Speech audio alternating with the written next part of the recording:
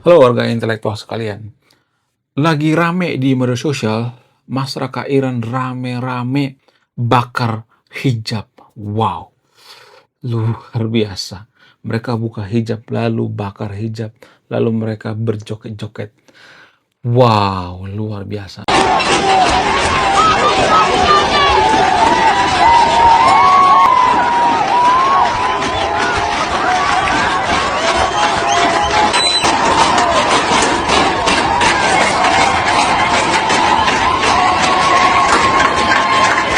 Nah, yang jadi pertanyaan, kenapa bisa seperti itu? Apa alasannya? Kenapa sih masyarakat Iran itu seakan-akan benci dengan agama? Apakah mereka membenci agama atau tidak? Kenapa mereka membakar hijab? Apa alasannya? Tapi disclaimer on ya, saya tidak nyuruh yang nonton video untuk membakar hijab ya. Ini hanya di Iran ya, bukan di Konoha ya. Disclaimer on ya. Kemudian selain itu kalau saya perhatikan ada undang-undang yang tidak masuk akal di Iran kalau saya perhatikan. Apa itu? Undang-undang tentang hijab. Jadi di Iran itu ada undang-undang tentang penggunaan hijab. Nah, yang jadi pertanyaan, apa hubungan antara moral dengan menggunakan hijab? Apakah kalau misalnya kita menggunakan hijab itu otomatis bermoral, otomatis jujur, otomatis berintegritas, otomatis masuk surga? Kalau misalnya ada yang mengatakan, oh itu kan ada korelasinya, ada hubungannya. Nah, yang jadi pertanyaan, lalu kenapa masyarakat Iran itu komplain? Itu yang dikomplain oleh masyarakat Iran ya. Apakah mereka membenci agama atau tidak? Kemudian kalau saya perhatikan itu ya di Konoha itu ya, kalau misalnya kita mengutuk Iran misalnya, membenci Iran, maka warga Konoha itu banyak berpikir bahwa kita membenci Islam. Jadi ini ada semacam kekeliruan dalam berpikir kalau saya perhatikan. Nah, yang jadi pertanyaan, kenapa masyarakat Konoha itu kalau kita mengkritik Iran, ya, maka seolah-olah kita dicap anti-Islam gitu. Di Konoha itu banyak orang lebih Iran daripada Iran gitu. Jadi kalau kita mengkritik Iran itu kita akan dikata-katain anti dengan agama mereka. Nah, yang jadi pertanyaan, kenapa bisa seperti itu? Apa alasannya? Apakah ini ada hubungannya dengan fanatisme dalam beragama? Kemudian kenapa banyak wanita atau masyarakat Iran itu sekarang pas lagi demo, mereka rame-rame buka hijab, membakar hijab. Apa alasannya?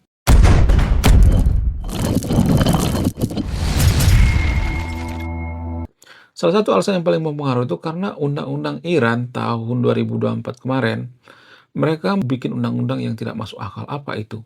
Jadi mereka menganggap, terutama pemimpin-pemimpin daripada Iran itu menganggap bahwa hijab itu pakaian suci. Dan mereka menggabungkan dengan agama. Ya sah-sah aja, nggak jadi masalah kan. Tapi permasalahannya, masyarakat Iran itu kan masih ada tradisi zaman dulu, yaitu tradisi Persia, ya kemudian tradisi sekuler gitu. Itu kan nggak bisa hilang ya. Sehingga di antara wanita-wanita Iran ini banyak yang komplain ya, karena mereka merasa dirugikan, dipaksa pakai hijab. Dan puncaknya baru-baru ini ketika terjadi demonstrasi, maka ya wanita-wanita Iran rame-rame buka hijab lalu membakarnya. Jadi ini semacam protes ya, kalau saya perhatikan. Nah, yang jadi pertanyaan, kenapa bisa seperti itu? Apa alasannya? Karena Iran itu sudah menjadi negara agama. Ya sah-sah aja kalau mereka melakukan undang-undang penggunaan hijab. Kan mereka negara agama. Nah, permasalahannya kenapa mereka mau negara agama? Itu yang jadi permasalahannya. Kalau saya perhatikan tuh ya, Iran itu mau menjadi negara agama. Itu ya masyarakat Iran itu sepakat ya dari negara sekuler menjadi negara agama itu karena apa? Karena waktu revolusi Ayatollah itu, keluarga daripada Ayatollah itu membujuk masyarakat Iran supaya menjadi negara agama karena dia menjanjikan yang namanya angin-angin surga. Kalau kita menjadi negara agama, maka kita akan menyaingi Amerika, kita akan menjadi negara maju, kita akan menyaingi Israel, kita akan begini, kita akan begitu. Ya pokoknya dikasih angin-angin surga.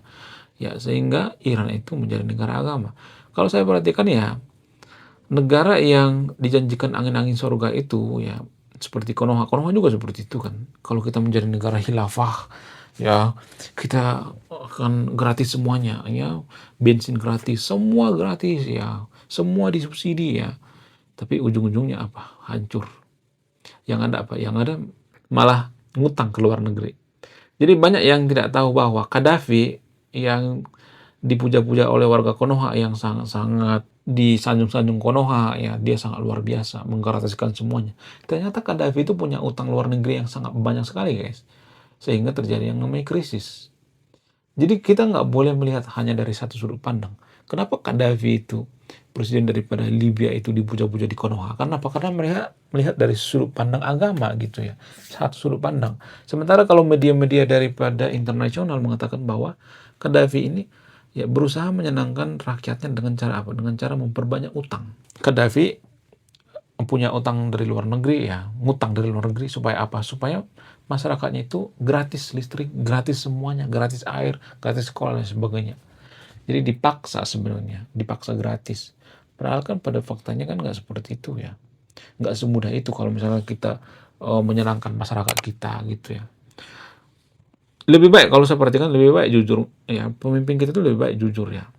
Jadi di Konoha juga seperti itu. Ada banyak orang yang tolol di Konoha kalau saya perhatikannya. Kita kan bayar listrik nggak pernah yang namanya ngutang. Tapi kenapa pemerintah kita itu banyak utang ya? Kenapa PLN banyak utang?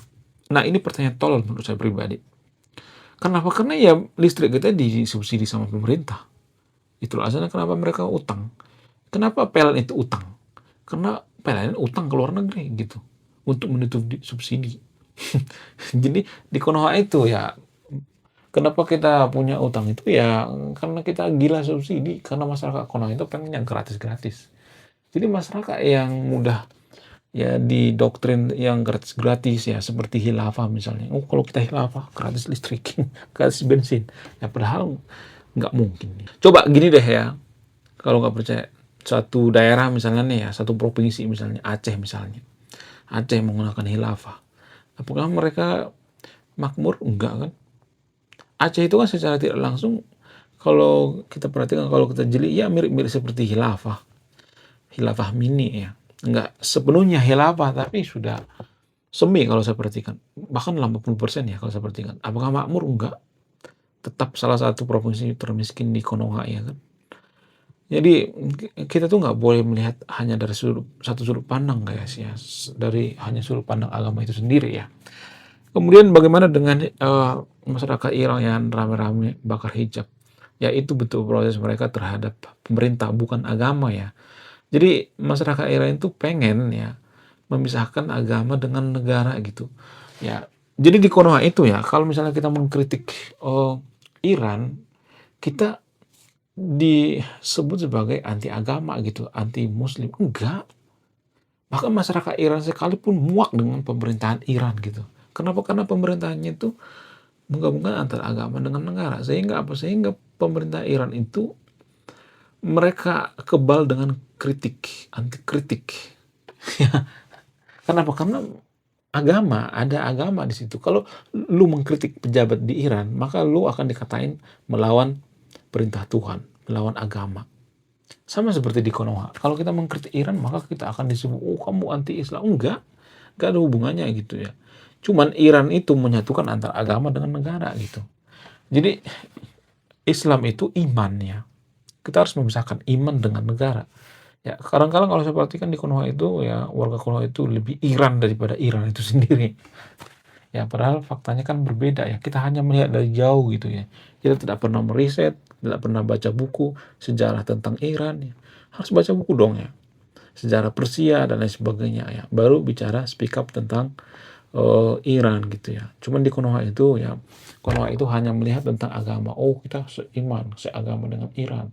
Oh, kalau ada mengkritik Iran berarti memusuhi agama kita, anti agama, anti Islam, belum tentu ya. Jadi itu susahnya kalau negara itu sudah menggunakan kode agama. Susah ya, susah menjadi negara maju. Ya, Iran itu nggak akan bisa menjadi negara maju. Biasanya ya, menurut Karl Marx ya, ini menurut Karl Marx ya, bukan menurut saya. Negara yang religius akan syarat dengan, biasanya ya, akan syarat dengan yang namanya korupsi dan kemiskinan. Sama seperti Iran. Apakah Iran itu sejahtera? Enggak sejahtera guys. Jadi kita sebagai kaum intelektual ya kita harus berpikir rasional supaya negara kita maju ya. Kemudian selain itu kalau saya perhatikan ya yang dikomplain oleh masyarakat Iran itu adalah pemuka agamanya itu jangan terlalu mendukung pemerintah, maksudnya jangan terlalu ngebelain, membela mati-matian gitu ya. Itu yang saya perhatikan sekarang di Iran ya. Sehingga pemuka-pemuka agama di sana itu anti kritik, makanya ada pembakaran masjid ya, pembakaran Al-Quran, ada tuh ya di Iran, karena mereka muak gitu ya. Agama itu jadikan tameng gitu, jadikan perisai. Ya, jadi kalau kita menghancurkan perisainya, apakah kita salah? Enggak dong ya. Itu dari sudut pandang orang Iran ya, bukan dari sudut pandang saya ya. Itu dari sudut pandang orang Iran itu sendiri ya. Sehingga mereka itu muak dengan yang namanya simbol-simbol daripada agama itu sendiri ya. Sebenarnya kalau Iran itu maju ya, misalnya nih Iran tuh menjadi negara maju karena mereka menggunakan syariat Islam misalnya, menggunakan khilafah dan sebagainya. Kan nggak jadi masalah tuh ya kalau mereka maju, nggak jadi masalah. Cuman kalau saya perhatikan tuh ya, mohon maaf ya, biasanya negara yang menggunakan simbol-simbol agama gitu ya, kerajaan ya seperti misalnya nih Malaysia ya. Malaysia juga sebenarnya ya sedikit lebih maju dari Konoha ya. Cuman harus ketemu pemimpin yang seperti Muhammad Mahathir ya, PM Malaysia. Harus ketemu pemimpin seperti itu. Ya, jadi tetap juga harus dibarengi dengan yang namanya pemimpin yang jujur ya. Ya lebih berhubungan dengan yang namanya integritas ya. Kalau pejabatnya integritas ya, kalau pejabatnya amanah ya, jujur dan sebagainya, ya pasti maju.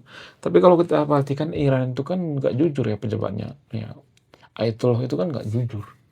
Punya duit triliunan ya. Kalau ada masalah pergi ke Moskow ya, pergi ke Rusia untuk menyelamatkan diri ya, meninggalkan masyarakat Iran. Ya, jadi yang sekarang yang menderita itu masyarakat Iran dan para pejabatnya berlimang harta gitu ya, pesta pora. Dan itulah yang memicu sebenarnya revolusi ya. Sama halnya seperti di Konoha guys ya. Sebenarnya tanpa kita sadari Konoha itu sudah terjadi revolusi seperti di Iran guys. Cuman bedanya Iran itu tahun 70-an, sementara Konoha itu tahun 98 tanpa kita sadari. Kalau kita jeli. Ya, semenjak Pak Soeharto lengser, kita sudah revolusi sebenarnya guys. Revolusi menjadi negara ya semi agama kalau saya perhatikan. Bahkan lebih ya, sampai 70% kalau saya perhatikan. Bahkan undang-undang kita itu menguntungkan mayoritas kalau saya perhatikan. Terutama KUHP yang baru. Saya udah bahas ya di video saya sebelumnya ya. Bahas tentang KUHP baru. Silahkan dicek ya. Saya sudah membandingkan KUHP baru dengan KUHP lama ya. Dan overall kalau saya perhatikan ya, KUHP yang baru sekarang ini lebih menguntungkan sama mayoritas kalau saya perhatikan. Overall ya. Ya, walaupun di sisi lain ada yang dirugikan seperti misalnya undang-undang kumpul kebo, undang-undang perselingkuhan, ya undang-undang punya istri siri, simpanan, ya poligami dan sebagainya. Agak dipersulit kalau saya perhatikan. Tapi sekarang lagi diuji material ya. Ada semacam usaha gitu ya, usaha untuk memperbaiki hukum itu sendiri ya. Kemudian kalau saya perhatikan di Konoha, Konoha itu sudah mirip sama Iran tanpa kita sadari. Kita juga pernah revolusi guys. Cuman revolusi itu nggak tercatat ya, kasat mata. Jadi di Konoha itu ada undang-undang tidak tertulis. Apa itu undang-undangnya? Jadi di Konoha itu ada undang semacam, kalau saya perhatikan tuh ya, dilarang nonis jadi pemimpin. Ada undang-undang tidak tertulis seperti itu. Tidak tertulis ya, bukan tertulis ya. Dan ini yang paling berpengaruh, undang-undang tidak tertulis. Kalau kita perhatikan di Konoha itu yang jadi presiden itu kan pasti agama mayoritas, suku mayoritas ya. Umat muslim ya, kemudian suku Jawa. Karena apa? Mayoritas. Itu kalau saya perhatikan. Jadi di Konoha itu kalau kita melamar jadi presiden ya, kalau saya perhatikan ya di Konoha. Misalnya nih si Jinping melamar jadi presiden di Konoha. Donald Trump misalnya. Atau presiden yang ada di negara maju deh ya, datang ke Konoha ya, melamar jadi presiden misalnya. Maka yang ditanya pertama apa? Yang ditanya pertama itu bukan kinerja guys ya. Misalnya bawa CV kan, ya melamar jadi presiden. Yang ditanya itu bukan kinerja, tapi apa? Lu agama apa?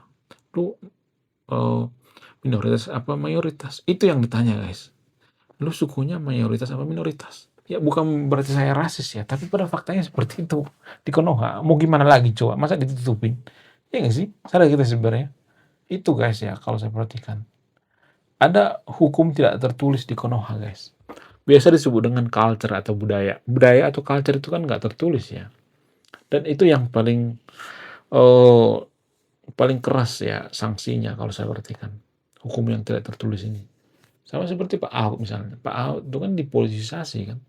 Supaya apa? Supaya nggak bisa jadi pemimpin kan. Dipolitisasi. Kenapa? Karena ada aturan tidak tertulis. Itu kalau seperti kan. Menurut kalian gimana? Coba tulis kolom komentar ya. Nah, bagaimana dengan penggunaan hijab di Konoha? Di Konoha itu sebenarnya tidak ada undang-undang yang mengatur penggunaan hijab ya. Karena apa? Karena ini sangat berbahaya. Kalau ada penggunaan undang-undang menggunakan hijab itu artinya kita pasti bubar. Karena apa? Karena negara sudah menjadi negara agama. Walaupun pada faktanya, pada kenyataannya kalau saya perhatikan itu kita lebih menjadi negara agama kalau saya perhatikannya. Tanpa kita sadari. Kenapa? Karena menguntungkan bagi mayoritas. KUHP baru juga kalau saya perhatikan tuh lebih menguntungkan bagi mayoritas. Jadi kalau misalnya ada hukum atau undang-undang penggunaan hijab di seluruh Konoha, maka ya kita pasti pecah belah ya, pasti bubar lah. Jadi mudah-mudahan ya jangan ada hukuman seperti ini ya, seperti yang ada di Iran ini ya. Hukuman yang aneh-aneh ya. Menurut saya ini aneh sekali ya, karena ya menurut pandangan saya ini hanya di Iran ya. Menurut pandangan orang-orang Iran itu sendiri, kalau saya perhatikan tuh mereka menentang yang menggunakan hijab itu karena ya mereka melihat ada semacam kemunafikan gitu ya. Pemuka agamanya itu ngomongin tentang kejujuran, ya, kebaikan dan sebagainya. Ya, pada faktanya mereka anti kritik, mereka korupsi dan sebagainya ya. Oke, sekian video ini ya. Terima kasih sudah memahami. Saya kaum intelektual, salam rasional.